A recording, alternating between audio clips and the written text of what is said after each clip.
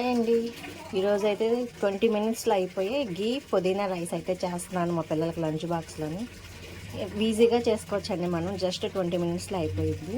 చాలా టేస్టీగా ఉంటుంది, హెల్దీ కూడా. ఎలా చేస్తానో ఒకసారి మీరు చూసేయండి. ముందు ఇదే కనుక మనం దేంట్లో అయితే రైస్ వండుకుంటామో అది తీసుకొని నేనైతే కుక్కర్లో వేసేస్తున్నాను, కొంచెం తొందరగా అయిపోయిద్దని. ఈ రైస్ అంతా కూడా మనం గీతోనే వండుతామండి, చాలా టేస్ట్గా ఉంటుంది. నెయ్యి ఎక్కువ పట్టిద్ది కొంచెం దీనికి. ముందుగా నెయ్యి అయితే వేసుకున్నాను. కొంచెం హీట్ ఎక్కినాక మనం తాలింపు దినుసులు అయితే వేసుకోవాలి. దీంట్లో ఏ మసాలాలు కూడా వాడమండి, మనం ఓన్లీ ఇవే. తాలింపులు బాగా ఎగిపోయినాక ఉల్లిపాయ, పచ్చిమిర్చి, జీడిపప్పు కూడా వేపేసుకోవాలండి. ఇదేమో పుదీనా, కొత్తిమీర, దీన్ని పేస్ట్ వేసుకోవాలి. ఇప్పుడు ఈ తాలింపు అయితే మగ్గిపోయింది కదండి. ఇప్పుడు ఈ పేస్ట్ అయితే కనుక దీంట్లో వేసుకోవాలి, పుదీనా కొత్తిమీర పేస్ట్.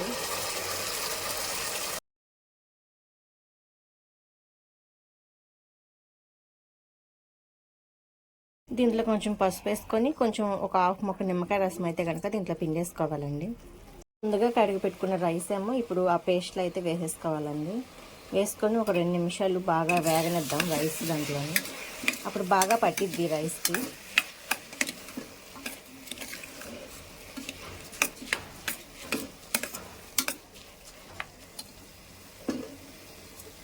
ఇప్పుడు నేనైతే 2 గ్లాసులు బియ్యం అయితే తీసుకున్నానండి. దానికి ఒక గ్లాస్ బియ్యం అయితే మనం 2 గ్లాస్ వాటర్ తీసుకోవాలి. నేను 2 గ్లాస్ బియ్యం తీసుకుని 4 గ్లాస్ వాటర్ అయితే తీసుకుంటాను. వాటర్ అయితే పోసుకున్నానండి. ఇప్పుడైతే మూత అయితే పెట్టేస్తాను. ఒక 2 విజిల్స్ ఇస్తే కనుక రెడీ అయిపోద్దండి మనకి రైస్ అయితే.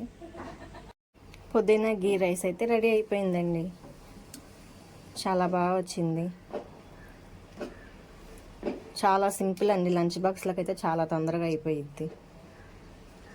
ప్లీజ్ నా ఛానల్ కానీ మీకు నచ్చినట్టయితే లైక్ చేయండి, షేర్ చేయండి, సబ్స్క్రైబ్ అయితే చేసుకోండి. Thank you.